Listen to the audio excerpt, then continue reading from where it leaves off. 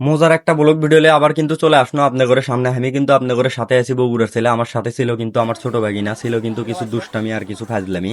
বিস্তারিত থাকছে আমার এই ভিডিওতে। আমাদের কিন্তু গন্তব্যস্থান ছিল আজকে কিন্তু বগুড়া রেলওয়ে স্টেশনে।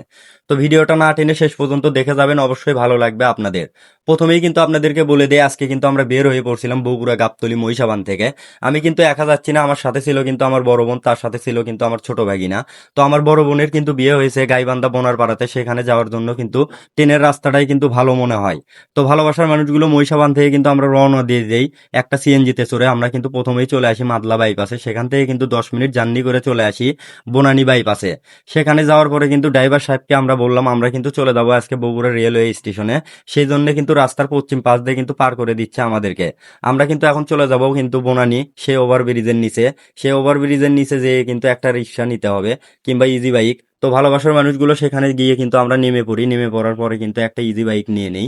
ইজি বাইক নিয়ে কিন্তু আমাদের গন্তব্যস্থান থাকছে কিন্তু সাতমাথা, তারপরেই কিন্তু চলে যাব বগুড়া রেলওয়ে স্টেশনে। তো প্রথমে একটা কথা বলি, বগুড়ার যে ভিউ ভিডিও ছাড়লেই কিন্তু ফর ইউ। আপনারা দেখলে হয়তো বুঝতে পারবেন, না দেখলে বুঝতে পারবেন না। তো আমরা কিন্তু শাপলা চক্কর দিয়ে কিন্তু বের হয়ে পড়ি। এখন কিন্তু আমাদের গন্তব্যস্থান সাতমাথা। তো অলরেডি কিন্তু আমরা সাতমাথায় পৌঁছে যাই। সাতমাথায় পৌঁছানোর পরে কিন্তু হাতের বাম দিয়ে কিন্তু ঢুকে যাব বগুড়া রেলওয়ে স্টেশনে। আমরা কিন্তু 5 মিনিট জার্নি করার পরে চলে আসি বগুড়া রেলওয়ে স্টেশনে।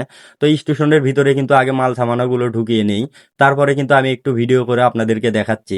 আসলে আপনারা দেখলে বুঝতে পারবেন, অনেক সুন্দর পরিবেশ, যা না দেখলে বুঝতে পারবেন না। সেখানে যাওয়ার পরে কিন্তু আমার বড় বোন আমাকে বলে একটা টিকিট কেটে দাও। তো আমার বড় বোন আর এবং ভাগিনাকে সেখানে রেখে কিন্তু আমি চলে আসি টিকিট কাউন্টারে। এসে দেখি অনেক সিরিয়াল ধরছে, তো আমিও কিন্তু পিছনে দাঁড়িয়ে যাই টিকিট নেওয়ার জন্য।